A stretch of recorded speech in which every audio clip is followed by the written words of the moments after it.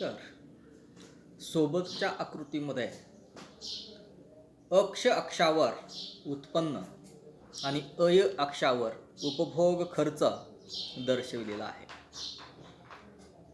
अर्थव्यवस्थेत ज्यावेळी उत्पन्न पातळी 100 एवढी असते त्यावेळी सर्वच्या सर्व उत्पन्न उपभोगावर खर्च केलं जातं आणि ज्यावेळी उत्पन्न पातळीमध्ये वाढ होईल त्यावेळी उत्पन्न वाढीबरोबर एकूण बचत प्रवृत्ती देखील वाढू लागते. आता यामध्ये प्रामुख्यानं बचत ही या बिंदू नंतर सुरू झाल्याचं पाहावयास मिळतं. अर्थव्यवस्थेत ज्यावेळी 500 रुपये उत्पन्न होईल त्यावेळी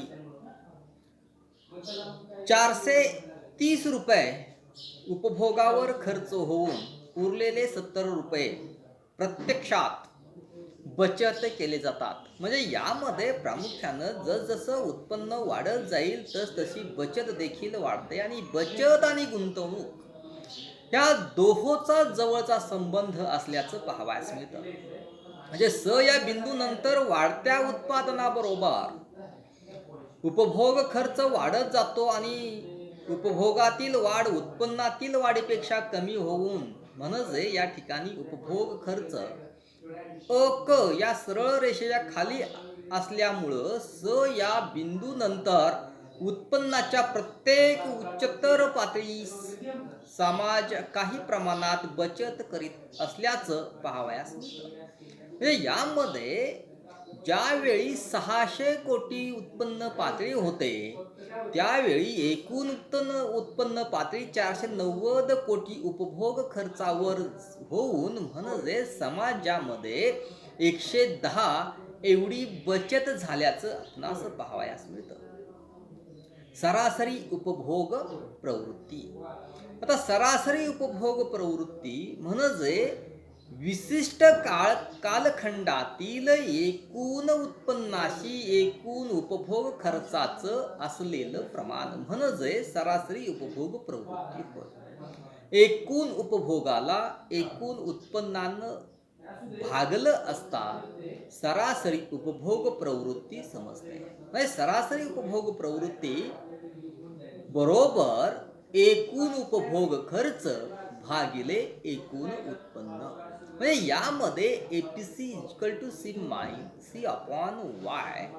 म्हणजे अर्थव्यवस्थेमध्ये सरासरी उपभोग प्रवृत्ती ही समाजानं एकूण किती उत्पन्न मिळवलं यावर अवलंबून असल्याचं पाहावयास मिळतं. म्हणजे सरासरी म्हणजे एका विशिष्ट कालखंडामध्ये विशिष्ट व्यक्तींनी एकूण अर्थव्यवस्थेतील किती वस्तू आणि सेवांचा उपभोग घेतला याचं प्रमाण दर्शवणारं कोष्टक. यामध्ये सरासरी उपभोग प्रवृत्ती जी असते यामध्ये सरासरी बचत प्रवृत्तीवर सरासरी उपभोग प्रवृत्ती आधारलेली असल्याचं पाहावयास मिळतं.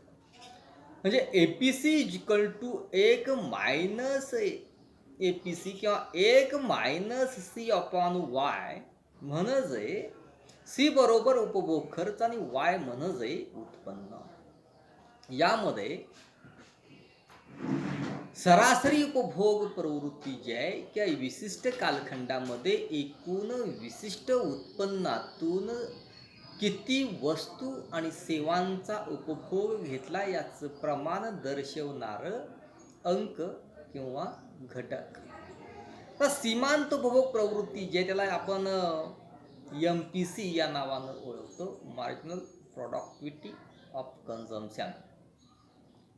एकूण उपभोगामध्ये होणाऱ्या बदलाचं एकूण बदलाची असलेलं प्रमाण म्हणजे उत्पन्नातील बदलाचं एकूण उपभोगाच्या बदलाशी असलेलं जे प्रमाण आहे, म्हणजे सीमांत उपभोग प्रवृत्ती बरोबर उपभोग खर्चातील बदल भागिले उत्पन्नातील बदल, म्हणजे MPC equal to delta C upon delta Y.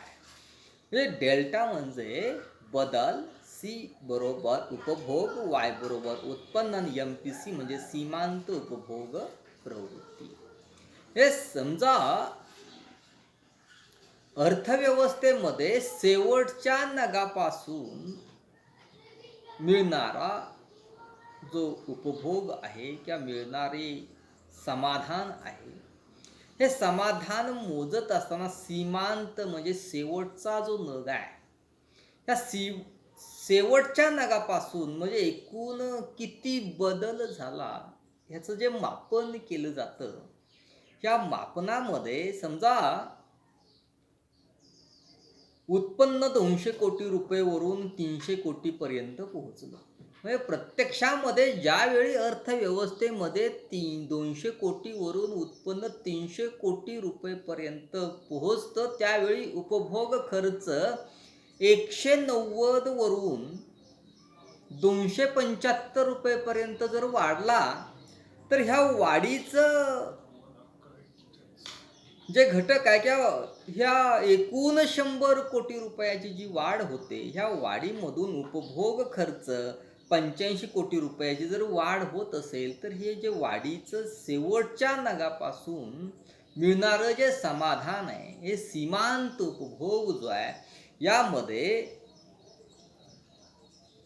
बचत प्रवृत्ती देखील आपल्याला पाहता येते. म्हणजे प्रत्यक्षामध्ये सीमांत बचत प्रवृत्ती बरोबर 1 वजा सीमांत उपभोग प्रवृत्ती, म्हणजे MPC equal to 1 minus MPC, म्हणजे MPC equal to 1 minus delta C upon delta Y. यामध्ये सीमांत बचत प्रवृत्ती मध्ये झालेला जो बदल आहे, या बदलाचं मापन यामध्ये केलं जातं. म्हणजे उत्पन्न पातळी, उपभोग खर्च आणि सरासरी प्रवृत्ती आणि सीमांत उपभोग प्रवृत्ती ह्याचं जर आपण पाहिलं, तर सीमांत उपभोग प्रवृत्ती आणि सीमांत सरासरी उपभोग प्रवृत्ती हे जे दोन घटक आहेत, या दोन घटकांचं वर्गीकरण करत असताना उत्पन्नातील वाढीबरोबर उपभोग खर्चात वाढ होत जाणं किंवा उपभोग खर्चाच्या वाढीचा वेग उत्पन्न वाढीच्या वेगापेक्षा कमी असणं, त्यामध्ये बचतीमध्ये वाढ होणं हे महत्त्वाचं मानलं जातं. हे प्रत्यक्षामध्ये उत्पन्नाच्या वाढीबरोबर सरासरी उपभोग प्रवृत्ती हळूहळू कमी होत गेल्याचं पाहावयास मिळतं. म्हणजे शेवटचा जो घटक आहे, या शेवटच्या घटकामध्ये उपभोग प्रवृत्ती कमी होत जाते आणि उपभोग प्रवृत्ती सरासरी उपभोग प्रवृत्तीपेक्षा अधिक वेगाने कमी झाल्याचं पाहावयास मिळतं. सोबतच्या तक्त्यामध्ये उत्पन्न पातळी 0 असताना उपभोग खर्च 50 रुपये असतो आणि सीमांत उपभोग प्रवृत्ती आणि सरासरी उपभोग प्रवृत्ती हे असत नाहीत. आणि ज्यावेळी उत्पन्न पातळी 100 होते, त्यावेळी उपभोग खर्च 100 झाला आणि सरासरी उपभोग प्रवृत्ती जी आहे ही 1 येईल. म्हणजे C भागिले Y हे 100 भागिले 100 बरोबर 1 आणि MPC म्हणजे सीमांत उपभोग प्रवृत्ती देखील 1 असेल. आता अर्थव्यवस्थेत ज्यावेळी उत्पन्न पातळीमध्ये वाढ होईल, 100, 200, 300, 400 आणि 500, 600 ह्या पटीमध्ये ज्यावेळी उत्पन्नात वाढ होते, त्यामध्ये उपभोग खर्च त्या पटीत वाढत नाही. तर या अनुषंगानं सरासरी उपभोग प्रवृत्ती आणि सीमांत उपभोग प्रवृत्ती ह्या पत्रकामध्ये, कोष्टकामध्ये दाखवल्याचं पाहावयास मिळतं. म्हणजे प्रत्यक्षामध्ये अर्थव्यवस्थेमध्ये सरासरी उपभोग प्रवृत्तीच्या वाढीचा वेग सीमांत उपभोग प्रवृत्तीच्या वाढीच्या वेगापेक्षा कमी असल्याचं पाहावयास मिळतं. म्हणजे सरासरी उपभोग प्रवृत्ती एकूण उपभोगाचं एकूण उत्पन्नाशी असलेलं प्रमाण दर्शवते आणि सीमांत उपभोग प्रवृत्ती उत्पन्नात बदल झाल्यामुळं प्रत्यक्षात उपभोग खर्चात कसा बदल झाला ह्या बदलाचं दर्शवण्याचं काम करते. म्हणजे प्रत्यक्षामध्ये उपभोग फलवक्र ही सरळ रेषात्मक असते, त्यावेळी सीमांत उपभोग प्रवृत्ती ही स्थिर असल्याचं पाहावयास मिळतं. म्हणजे समजा अर्थव्यवस्थेमध्ये किंवा समाजामध्ये सीमांत उपभोग प्रवृत्ती अधिक असेल तर श्रीमंत समाजामध्ये ती कमी असल्याचं पाहावयास मिळतं. म्हणजे गरिबामध्ये सीमांत उपभोग प्रवृत्ती अधिक असते आणि श्रीमंतांमध्ये ती कमी असल्याचं पाहावयास मिळतं. म्हणजे ज्यावेळी उपभोग फलन वक्राची रेषा बिंदूतून अ मधून सरळ जाणारे असते, त्यावेळी सरासरी उपभोग प्रवृत्ती देखील स्थिर असल्याचं पाहावयास मिळतं. म्हणजे यामध्ये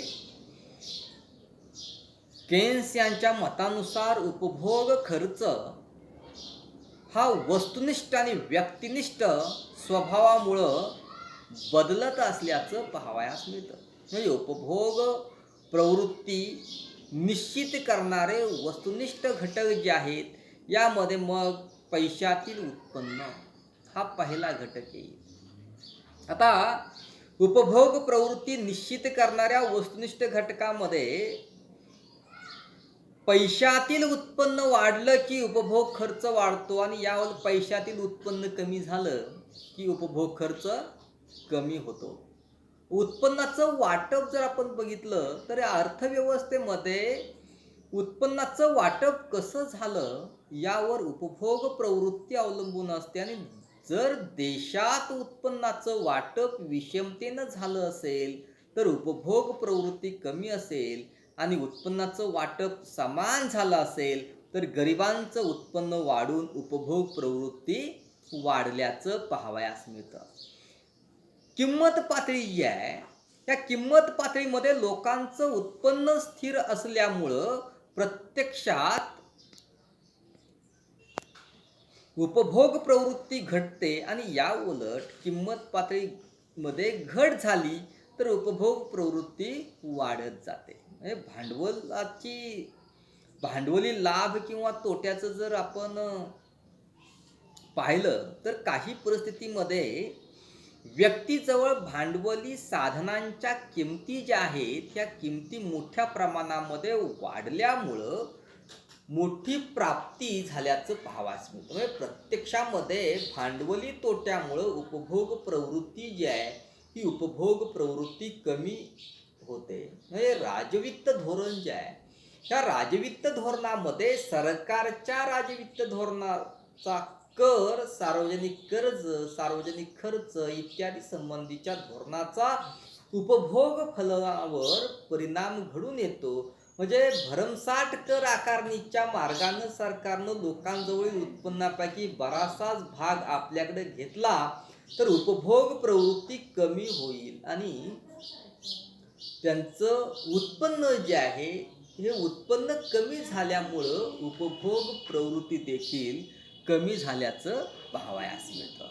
भविष्यकालीन अंदाजाचा जर आपण विचार केला तर यामध्ये युद्ध, नैसर्गिक आपत्ती, दुष्काळ, चलनवाढ किंवा इतर कारणानं वस्तूंची टंचाई निर्माण होऊन किमती वाढतील आणि लोकांचा अंदाज जसा आहे त्या पद्धतीनं उपभोग खर्च वाढेलच असं नाही, तो कमी होण्याची शक्यता असते.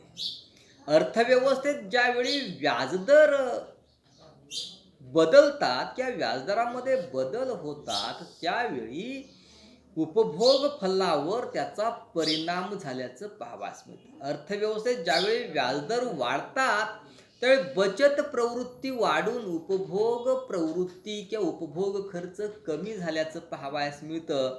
या उलट ज्यावेळी व्याजदर घटतात त्यावेळी बचत प्रवृत्ती कमी होते आणि बचत प्रवृत्ती कमी झाल्यानंतर लोकांच्या जवळ पैशाचं प्रमाण वाढल्यामुळं उपभोग खर्चामध्ये वाढ झाल्याचं पाहावयास मिळतं. उद्योग संस्थांच्या घसाऱ्याचं जर प्रमाण आपण बघितलं तर व्यावसायिक किंवा उद्योजक हे जे घटक आहेत या घटकांमध्ये भांडवली साधनांची होणारी झीज भरून काढण्यासाठी जी रक्कम बाजूला ठेवली जाते तिला आपण घसारा या नावानं ओळखतो. म्हणजे घसाऱ्यात होणाऱ्या वाढीची किंवा घटीची उपभोग पातळीवर परिणाम होणं शक्य आहे आणि अल्प कालखंडात घसाऱ्याचं प्रमाण स्थिर असल्यामुळं हे अधिक शक्य असल्याचं पाहावयास मिळतं. ड्युसेनबेरीचा प्रदर्शन प्रभाव जो आहे ह्या प्रदर्शन प्रभावामुळं उपभोगावर परिणाम होऊन उच्च जीवनमान व वरच्या दर्जाच्या वस्तू उपभोगणाऱ्या व्यक्तींच्या संपर्कात आल्यामुळं कमी उत्पन्न गटातील व्यक्तींच्या उपभोग प्रवृत्तीत जी वाढ होते ही वाढ तिला प्रदर्शन प्रभाव असं आपण म्हणतो. म्हणजे व्यक्तीची उपभोग प्रवृत्ती ही केवळ त्यांच्या उत्पन्नावर व जीवनमानावर आधारलेली नसून शेजारच्या व्यक्तीच्या जीवनमानावर सुद्धा आधारल्याचं किंवा अवलंबून असल्याचं आपणास पाहावयास मिळतं. म्हणजे प्रत्यक्षात ज्यावेळी एखादी व्यक्ती बचत करत असते ही बचत करताना त्याची सवय जी आहे त्या समाजातील लोकांची बचत प्रवृत्ती जर जास्त असेल तर उपभोग प्रवृत्ती कमी असते आणि बचत प्रवृत्ती जर कमी असेल तर उपभोग प्रवृत्ती जास्त असते. म्हणजे प्रत्यक्षामध्ये कर्जाचा भार जर अधिक असेल लोकांवर तर उपभोग प्रवृत्तीवर त्याचा प्रभाव पडतो आणि उपभोग प्रवृत्ती कमी होईल. म्हणजे कर्जाची परतफेड करण्यासाठी उत्पन्नाचा ठराविक भाग वापरला जाईल आणि उत्पन्नाचा भाग वापरल्यामुळं प्रत्यक्ष उपभोग प्रवृत्ती कमी असेल. या उलट कर्जाचा भारच नसेल तर काय होईल, उपभोग खर्च आपोआप वाढत जाईल आणि जास्तीची खरेदी केली जाईल.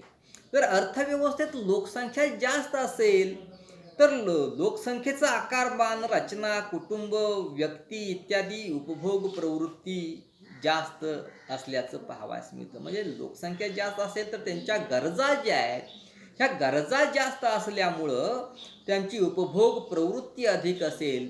या उलट जर लोकसंख्या कमी असेल तर त्यांच्या गरजा कमी असतील आणि गरजा कमी असल्यामुळं उपभोग प्रवृत्ती देखील कमी असेल.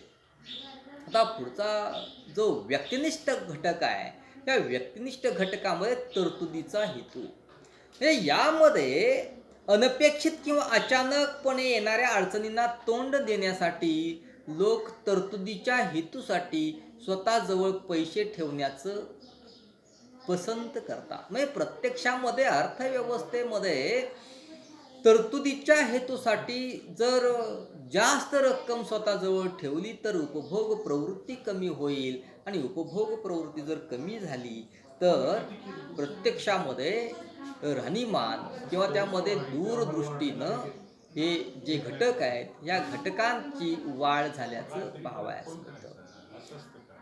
दूरदृष्टी. या दूरदृष्टीमध्ये प्रामुख्यानं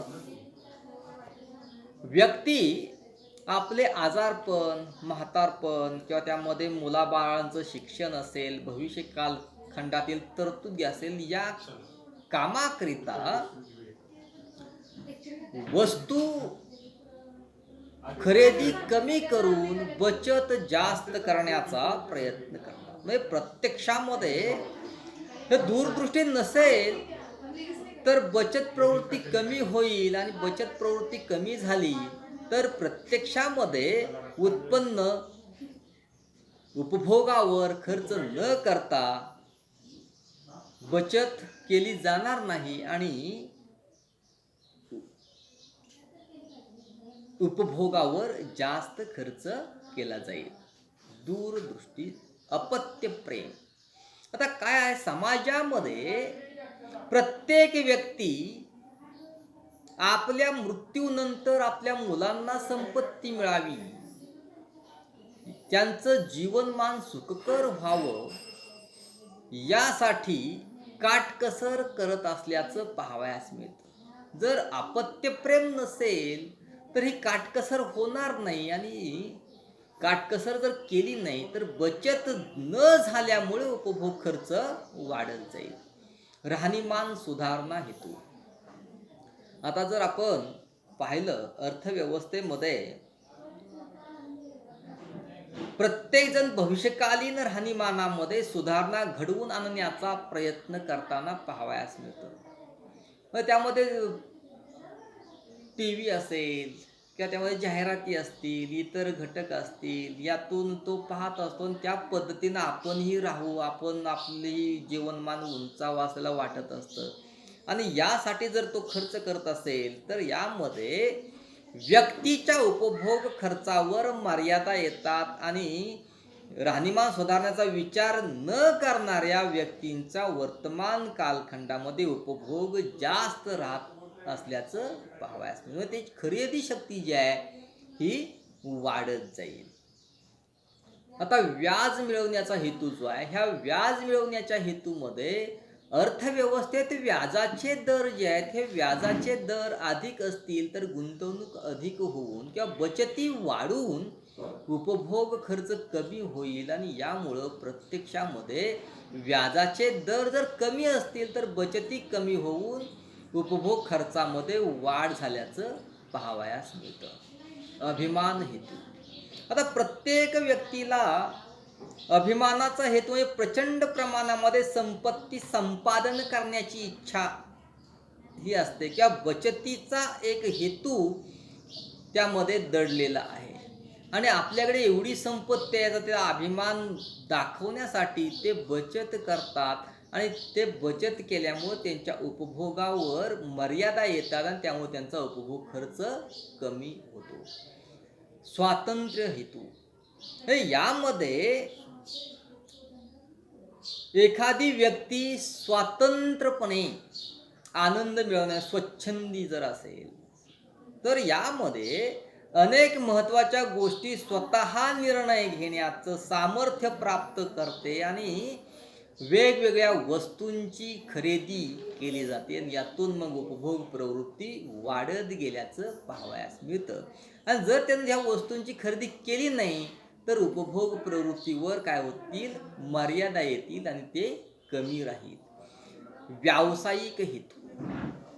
की व्यवसायाच्या दृष्टिकोनातून काही लोक शिल्लक रक्कम ठेवतात आणि त्या व्यवसायात गुंतवणूक करून व्यवसाय वृद्धिंगत करण्याचा प्रयत्न करतात, आणि त्यामुळं त्यांच्या उपभोग प्रवृत्तीवर मर्यादा आल्याचं पाहावयास मिळतं. आणि व्यवसायाचा दृष्टिकोन नसेल तर तो त्यांच्या उपभोगावर जास्त खर्च करतील, आणि ते हेतू आपणास दिसणार नाही. कंजूसपणाचा हेतू शेवटचा जो घटक आहे, म्हणजे काही व्यक्तींच्या स्वभावामध्ये कंजूसपणा असल्याचं पाहावयास मिळतं, आणि यामध्ये व्यक्तिनिष्ठ आणि वस्तुनिष्ठ घटकांपैकी चलन स्वरूपातील उत्पन्न हा घटक अत्यंत महत्त्वाचा असल्याचं पाहावयास मिळतं. आणि यातून मग खऱ्या अर्थानं ही कमीत कमी खर्चामध्ये आपलं राहणीमान जगण्याचा प्रयत्न हे लोक करतात. असं असलं तरी यामध्ये थोडक्यात समाजाच्या उपभोग प्रवृत्तीमध्ये अनेक वस्तुनिष्ठ आणि व्यक्तिनिष्ठ घटकांपैकी चलन स्वरूपातील उत्पन्न जे आहे हा घटक वगळता उर्वरित सर्व घटक उपभोग पातळीवर लक्षणीय परिणाम करू शकतात असं म्हणता येत नाही, कारण अल्प कालखंडामध्ये समाजाची उपभोग प्रवृत्ती जी आहे ही स्थिर असल्याचं पाहावयास मिळतं. पुढचा जो घटक आहे गुंतवणूक फलन.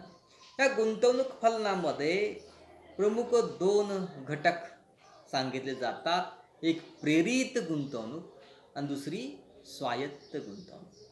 म्हणजे समजा दैनंदिन जीवनामध्ये गुंतवणूक हा शब्द पैसे किंवा बचत गुंतवणे या अर्थानं वापरला जातो.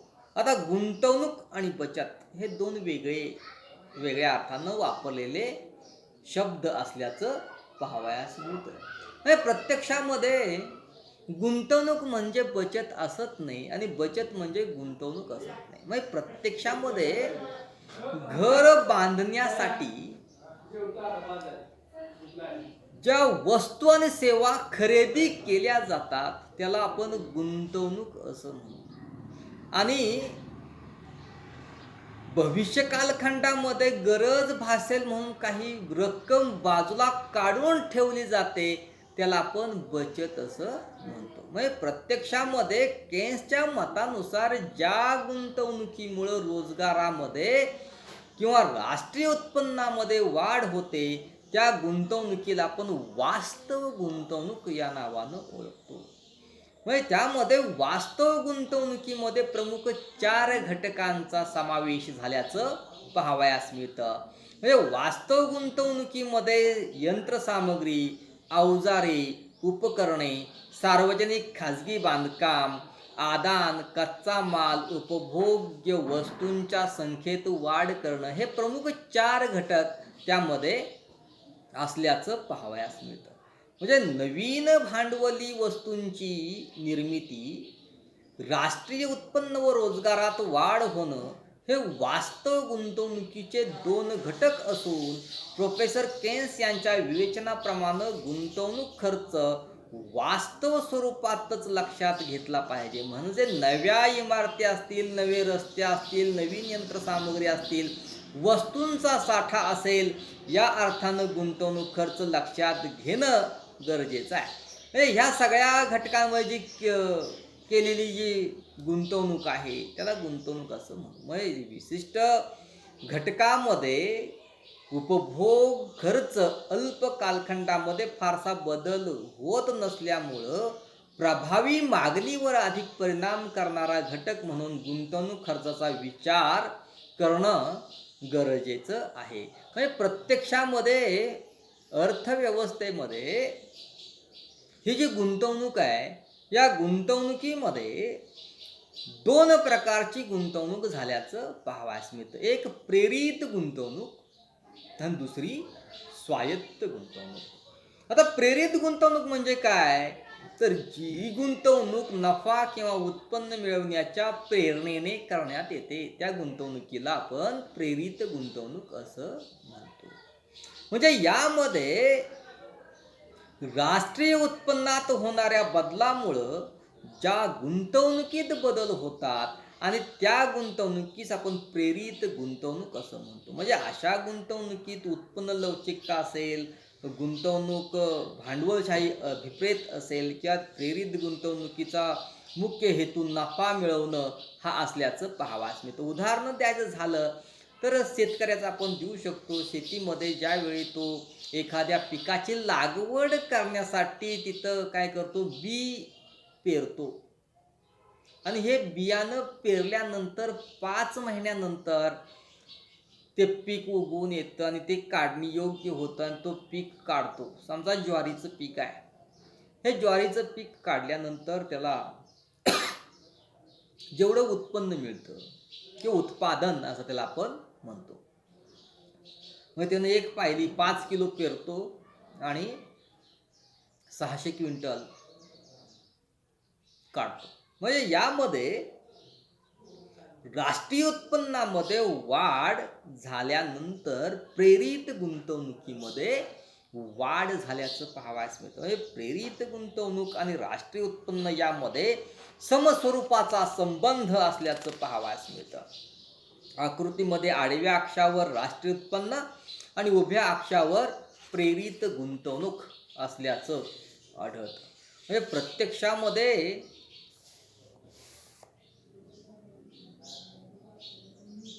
राष्ट्रीय उत्पन्न ग एवढं असतं त्यावेळी प्रेरित गुंतवणूक होत नाही, पण अ पासून ग1 पर्यंत उत्पन्नात वाढ झाली की अ पासून म1 पर्यंत प्रेरित गुंतवणूक होते. म्हणजे प्रेरित गुंतवणूक म पासून म1 पासून म2 पर्यंत वाढते त्यावेळी उत्पन्नात ग1 पासून 2 पर्यंत वाढ झाल्याचं पाहावयास मिळतं. म्हणजे गुंतवणुकीपेक्षा उत्पन्नात जर वाढ जास्त असेल, तर ही प्रेरित गुंतवणूक मोठ्या संख्येनं अर्थव्यवस्थेमध्ये झाल्याचं पाहावयास मिळतं. म्हणजे अर्थव्यवस्थेमध्ये न 1 पासून न 2 पर्यंतचा अ,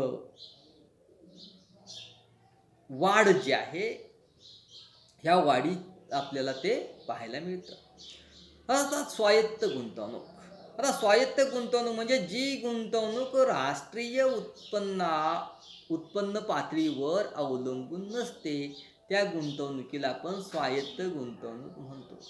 जसं प्रेरित गुंतवणूक ही व्याजावर अवलंबून असते. म्हणजे व्याजदरात वाढ झालं की गुंतवणुकीत वाढ होते. व्याजदर घटले की गुंतवणूक घटत जाते. तर स्वायत्त गुंतवणुकीमध्ये होत नाही, की स्वायत्त गुंतवणुकी व्याज प्रेरित असत नाही किंवा नफा प्रेरित असत नाही. त्यामध्ये सर्वसामान्यपणे ह्या गुंतवणुकीमध्ये सरकारमार्फत केली जाते आणि सर्वसामान्य आर्थिक नियोजन कालखंडामध्ये, युद्ध कालखंडामध्ये स्वायत्त गुंतवणूक मोठ्या प्रमाणात केली जात असल्याचं पाहावयास मिळतं. यातून नफा किती मिळतो हे पाहिलं जात नाही. स्वायत्त गुंतवणूक उभ्या अक्षावर आणि आडव्या अक्षावर राष्ट्रीय उत्पन्न जर मोजलं तर स्वायत्त गुंतवणूक स्थिर असते. राष्ट्रीय उत्पन्नामध्ये कितीही वाढ झाली तरी स्वायत्त गुंतवणुकीमध्ये वाढ होत नाही. म पासून म1 पर्यंत उत्पन्नात वाढ झाली तरी देखील अ पासून ग पर्यंतच स्वायत्त गुंतवणूक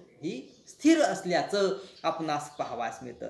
यामध्ये प्रमुख 4 घटक पाहिले जातात. यामध्ये उत्पन्नाचं नवीन तंत्र असेल, नवीन उत्पादन असेल, नवीन साधनसामग्रीचा शोध किंवा विकास असेल आणि लोकसंख्या वाढ असेल. ह्या प्रमुख 4 घटकांमध्ये ही स्वायत्त गुंतवणूक केली जात असल्याचं पाहावयास मिळतं. म्हणजे गुंतवणूक ठरवणारे जे घटक आहेत, या घटकांमध्ये कोणत्याही देशाच्या अर्थव्यवस्थेत जर आपण विचार केला तर अर्थव्यवस्थेमध्ये गुंतवणूक किंवा त्या कशी होते की आर्थिक प्रगती, उपलब्ध साधनसामग्री यांचा रोजगार निर्मिती, नफा किंवा मागणी वाढ यासारख्या घटकावर अवलंबून असल्याचं आपणास पाहावयास मिळतं. प्रत्यक्षामध्ये सनातनवादी अर्थशास्त्रज्ञांच्या मतानुसार खाजगी आणि प्रेरित गुंतवणूक निश्चित करणारा घटक म्हणजे व्याजदर असल्याचं पाहावयास मिळतं. म्हणजे व्याजाच्या दरावर प्रामुख्यानं गुंतवणूक अवलंबून असते. म्हणजे दोहोंमध्ये व्याजदर आणि गुंतवणूक या दोहोंमध्ये व्यस्त संबंध असल्याचं पाहावयास मिळतं. म्हणजे जसजसं व्याजदर वाढत जाईल, गुंतवणूक काय होत जाईल, वाढत जाईल किंवा गुंतवणूक पातळी कमी होत जाईल. म्हणजे व्याजाचे दर वाढले, गुंतवणूक कमी होईल, बचत वाढत जाईल. व्याजाचे दर कमी झाले, गुंतवणूक वाढत जाईल आणि बचत कमी होईल. म्हणजे यामध्ये व्याजदर किंवा त्यामध्ये गुंतवणूक पातळी ह्या गुणकफलनामध्ये अर्थव्यवस्थेतील एकूण गुंतवणूक खर्चाचा तो ठरणाऱ्या घटकाचा कार्यात्मक संबंध या ठिकाणी जोडला जात असल्याचं पाहावयास मिळतं. म्हणून त्यामध्ये I = फंक्शन I या सूत्राच्या साहाय्यानं ते मांडलं जातं.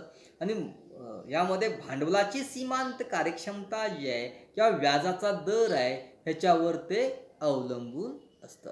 म्हणजे सर्वसामान्यपणे व्याजाचा दर अल्पकालावधीत स्थिर असतो. त्यामुळे गुंतवणूक खर्च केवळ भांडवलाच्या सीमांत कार्यक्षमतेवर अवलंबून असतो. म्हणजेच गुंतवणूक फलन भांडवलाच्या सीमांत कार्यक्षमतेशी निगडित असल्याचं पाहावयास मिळतं. म्हणजे प्रत्यक्षामध्ये I = फंक्शन MEC. म्हणजे I बरोबर गुंतवणूक खर्च, F बरोबर फलन कार्य, MEC म्हणजे भांडवलाची सीमांत कार्यक्षमता. प्रत्यक्षात भांडवलाची सीमांत कार्यक्षमता म्हणजे नेमकं काय, तर भांडवलाची सीमांत कार्यक्षमता म्हणजे भांडवली जिंदगीची अपेक्षित लाभता होय. आता प्रत्यक्षामध्ये अपेक्षित लाभता जी आहे, भांडवलापासून जे अपेक्षित निव्वळ उत्पन्न आहे, म्हणजे भांडवलापासूनचं जे अपेक्षित निव्वळ उत्पन्न बरोबर उत्पादित वस्तूंच्या विक्रीपासून मिळणारं चालू उत्पन्न वजा कार्यकारी खर्च. प्रत्यक्षामध्ये जर आपण बघितलं तर यामध्ये भांडवली जिंदगीच्या किंवा एवजाच्या सीमांत नगापासून उत्पादन खर्च वजा जातो. अनपेक्षित सर्वोच्च दर म्हणजे भांडवलाची सीमांत कार्यक्षमता होय. म्हणजे भांडवलाच्या सीमांत मात्रेपासून अपेक्षित उत्पन्न आणि त्या भांडवली वस्तूंची पुरवठा किंमत यातील गुणोत्तर म्हणजे भांडवलाची सीमांत कार्यक्षमता होय. यामध्ये MEC ER भागिले SPC. MEC म्हणजे भांडवलाची सीमांत कार्यक्षमता, ER म्हणजे भांडवली वस्तूंपासून अनपेक्षित उत्पन्न आणि SPC म्हणजे भांडवली वस्तूंची पुरवठा किंमत. प्रत्यक्षात भांडवली सीमांत कार्यक्षमता हा प्रामुख्यानं 2 घटकांमध्ये असल्याचं पाहावयास मिळतं. एक घटक आहे सीमांत भांडवली जिंदगीपासून मिळणारं संभाव्य उत्पन्न आणि दुसरा आहे भांडवली जिंदगी पुरवठा किंमत. ह्या दोहोंवर भांडवलाची सीमांत कार्यक्षमता अवलंबून असल्याचं आपणास पाहावयास मिळतं. आता यामध्ये सीमांत भांडवली जिंदगीपासून मिळणारं संभाव्य उत्पन्न म्हणजे एखाद्या भांडवली जिंदगीपासून त्या जिंदगीच्या आयुष्य कालखंडात अपेक्षितलेले एकूण शुद्ध उत्पन्न होय.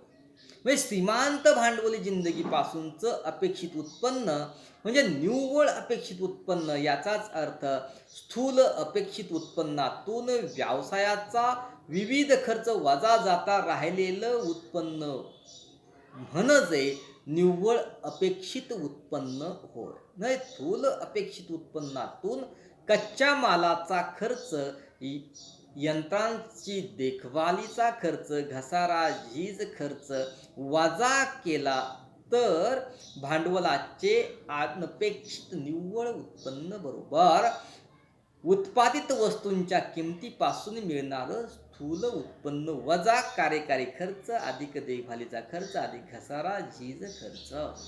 म्हणजे हे सगळं जे घटक आहेत हे 10 वर्षाच्या कालखंडामध्ये मोजले जातात आणि यामधून मग भांडवली जिंदगीची पुरवठा किंमत काढली जाते.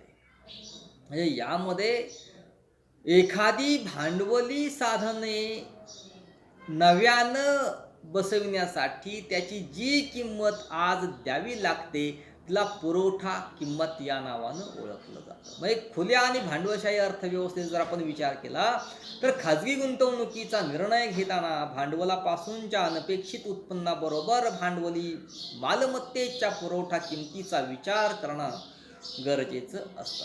म्हणजे नवीन भांडवली साधनांची निर्मिती करण्यासाठी किंवा नवीन भांडवली साधनांची खरेदी करण्यासाठी उद्योजकाला मोजावी लागणारी किंमत म्हणजे भांडवलाची पुरवठा किंमत होय. थोडक्यात भांडवली मालमत्ता घेण्यासाठी मोजावी लागणारी किंमत म्हणजे पुरवठा किंमत होय. म्हणजे अशा प्रकारे भांडवली जिंदगीपासून अपेक्षितलेलं उत्पन्न आणि त्या भांडवली जिंदगीची पुरवठा किंमत या 2 घटकांवरून गुंतवणुकी संबंधीचं निर्णय घेतले जातात आणि या 2 घटकांवरून भांडवलाची सीमांत कार्यक्षमता ठरविली जाते. म्हणजे निव्वळ संभाव्य उत्पन्न पुरवठा किमतीपेक्षा अधिक असेल तर गुंतवणूक प्रकल्प सुरू करण्याचा निर्णय केला जातो आणि या उलट भांडवली जिंदगीची पुरवठा किंमत निव्वळ संभाव्य उत्पन्नापेक्षा अधिक असल्यामुळं संयोजक अशा प्रकारची गुंतवणूक न करण्याचा निर्णय घेतात. म्हणजे सर्वसाधारणपणे सनातनवादी अर्थशास्त्रज्ञांच्या मतानुसार व्याजदराच्या गुंतवणूक अवलंबून असते आणि व्याजदर जास्त झाल्यास गुंतवणूक कमी होते व व्याजदराची कमतरता किंवा व्याजदर जर कमी झाले तर गुंतवणूक वाढू शकते. म्हणजे 1929-30ची जागतिक महामंदीचा जर आपण विचार केला तर ह्या जागतिक महामंदीमध्ये व्याजाचा दर कमी होऊन गुंतवणूक वाढू शकली नाही आणि बेकारी कमी करता आली नसल्याचं आपणास पाहावयास मिळतं. म्हणजे प्रत्यक्षामध्ये प्राध्यापक केन्स यांनी व्याजदरापेक्षा भांडवलाची सीमांत कार्यक्षमता हा घटक गुंतवणूक ठरवणारा अधिक महत्त्वाचा घटक मानल्याचं पाहावयास मिळतं. म्हणजे थोडक्यात प्रेरित गुंतवणूक ही भांडवलाची सीमांत कार्यक्षमता व व्याजदर दर या दोन घटकावर अवलंबून असते. म्हणजे जोपर्यंत भांडवलाची सीमांत कार्यक्षमता व्याज दरापेक्षा अधिक असते तोपर्यंत अधिकाधिक गुंतवणूक केली जाईल आणि ज्या ठिकाणी भांडवलाची सीमांत कार्यक्षमता व व्याजदर समान असतात त्या ठिकाणी गुंतवणूक थांबवली जाते. कारण त्यानंतर व्याजाचा दर भांडवलाच्या सीमांत कार्यक्षमतेपेक्षा अधिक असेल तर गुंतवणूक तोट्याची ठरण्याची शक्यता यामध्ये वर्तवली जाते. म्हणजे भांडवलाचे सीमांत कार्यक्षमता जी आहे ह्या भांडवलाच्या सीमांत कार्यक्षमतेमध्ये प्रामुख्याने एकूण गुंतवणूक खर्च आणि भांडवली सीमांत कार्यक्षमता सोबतच्या तक्त्यामध्ये आपल्याला दिलेले आहे. ते आकृतीच्या सहाय्याने जर याचं स्पष्टीकरण द्यायचं झालं तर यामध्ये वरच्या समोरच्या आकृतीमध्ये आडव्या अक्षावर अक्ष अक्षावर गुंतवणूक आणि अय अक्षावर भांडवलाची सीमांत कार्यक्षमता व व्याजाचा दर मोजलेला आहे. म्हणजे यामध्ये सीमांत कार्यक्षमता किंवा व्याजाचा दर हे जे दोन घटक आहेत या दोन घटकांचा जर आपण विचार केला तर क हा वक्र भांडवलाची सीमांत कार्यक्षमता दाखवतो आणि वद हा व्याजाचा दर दाखवतो. प्रत्यक्षामध्ये अम या गुंतवणूक पातळीमध्ये भांडवलाची सीमांत कार्यक्षमता व व्याजाचा दर समान होतो आणि तो स या बिंदूमध्ये समतोलित झाल्याचं पाहावयास मिळतं. या ठिकाणी गुंतवणूक थांबते. गुंतवणूक अम पेक्षा कमी होणार नाही आणि अम पेक्षा अधिकही होणार नाही. परंतु अर्थव्यवस्थेत समजा म पासून म1 पर्यंत गुंतवणूक कमी झाली तर भांडवलाची सीमांत कार्यक्षमता काय होत जाईल, वाढत जाईल आणि प्रत्यक्षामध्ये व्याजदर कमी होईल. म्हणजे अ पासून न1 पर्यंत व्याजदर होईल आणि ह्या न1 ह्या व्याजदराला स1 एवढी भांडवलाची सीमांत कार्यक्षमता राहिल्याचं पाहावयास मिळतं. म्हणजे भांडवलाची सीमांत कार्यक्षमता म1 स1 अशी ही व्याजदरापेक्षा जास्त राहिल्याचं पाहावयास मिळतं. या उलट जर आपण बघितलं म पासून म2 पर्यंत गुंतवणूक वाढली तर काय होईल, भांडवलाची सीमांत कार्यक्षमता अन2 अशी राहील आणि व्याजाचा दर मात्र स2 एवढा राहील. म्हणजे प्रत्यक्षामध्ये भांडवलाच्या सीमांत कार्यक्षमतेपेक्षा व्याजाचा दर मोठा असेल. म्हणजे भांडवलाची सीमांत कार्यक्षमतेवर जे परिणाम करणारे जे घटक आहेत त्या घटकांचा जर आपण विचार केला तर यामध्ये प्रामुख्यानं उपभोग प्रवृत्ती, समाजाच्या उपभोग प्रवृत्तीमध्ये वाढ झाल्यास वस्तू आणि सेवांची मागणी वाढते आणि सीमांत कार्यक्षमता वाढल्याचं पाहावयास मिळतं आणि या उलट समाजाच्या उपभोग प्रवृत्तीत घट झाली तर वस्तू आणि सेवांच्या मागणीत घट होते आणि त्यामुळे भांडवलाच्या सीमांत कार्यक्षमतेवर प्रतिकूल परिणाम झाल्याचं पाहावयास मिळतं. मागणीच्या किमती आणि उत्पादन खर्चाचं स्वरूप, यामध्ये ज्यावेळी एखादी वस्तूसाठी मागणी निर्माण होते अर्थव्यवस्थेमध्ये त्या वस्तूच्या उत्पादन खर्च वाढण्याची शक्यता असते आणि त्या मागणी वाढली की उत्पादन खर्च वाढतो आणि त्यामुळं या परिस्थितीमध्ये या भांडवलाच्या सीमांत कार्यक्षमता वाढून गुंतवणूक वाढण्याची शक्यता जास्त असल्याचं पाहावयास मिळतं. उत्पन्नातील बदल जे आहेत त्या उत्पन्नातील बदलामुळं देखील भांडवलाची सीमांत कार्यक्षमता घटते किंवा कमी किंवा वाढ झाल्याचं पाहावयास मिळतं.